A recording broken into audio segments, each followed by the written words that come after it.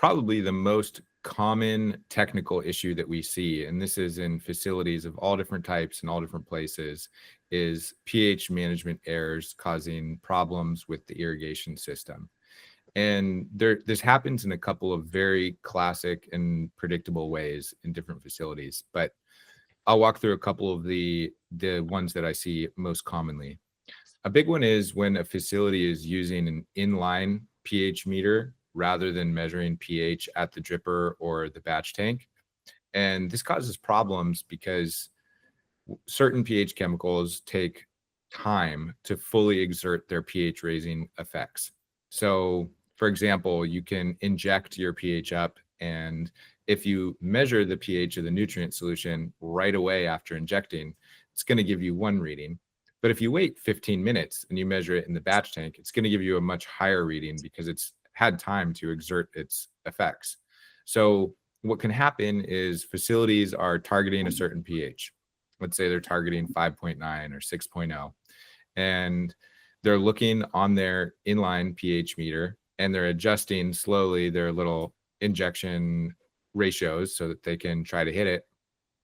And they end up adjusting to way too high of an injection rate so that they're seeing the correct pH on the inline meter.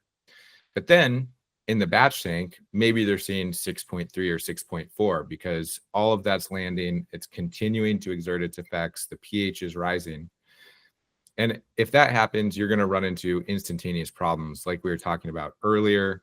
At, pH is over 6.1 or 6.2, based on the EC and the duration of contact, your risk for precipitation of calcium and phosphorus goes up precipitously. So at a 6.4 pH, for example, and feeding at a 3.0 EC, you're guaranteed to start getting white chalky precipitate forming in your irrigation system. If you're lucky, your filter will catch it all. And if you're not lucky, it'll get through the filter and it'll start clogging emitters. So the fix for this is really simple, and it involves a couple of things. It's don't trust your inline pH meters. You have to test at the batch tank and the dripper to get reliable readings with most pH up agents. The other fix here is to do a bucket test, a 5-gallon bucket test for every nutrient solution you run.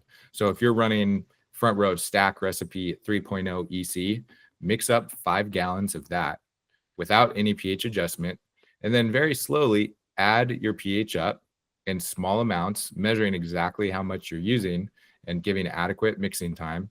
And then when you hit your 5.9 or your target pH, you'll know, okay, in total, we added 1 gram of pH up. So 0.2 grams per gallon over 5 gallons. And at that point, you know exactly what your amount of pH up should be. And if you ever go over that for any reason, something's gone wrong here. I couldn't agree more with that. And the validation test and the bucket test are tremendously important. In the cannabis industry, as crop cultivators, we've been told and we've always known that pH adjustments take time. Whenever any of us have added fertilizer to a brute trash can or, to a reservoir in, the early days of us all learning how to grow weed, every mentor I imagine any of us ever had has told us it takes 15 to 20 minutes between each addition to make sure you get the exact pH and to check it again. And the reason I bring that up is it's genuinely surprising to me when I'm talking to cultivators and they are so confident or have such a strong belief that the reading they're getting at that instantaneous injection at this crazy high flow rate with no time going by is the exact reading they're supposed to be getting. Yep.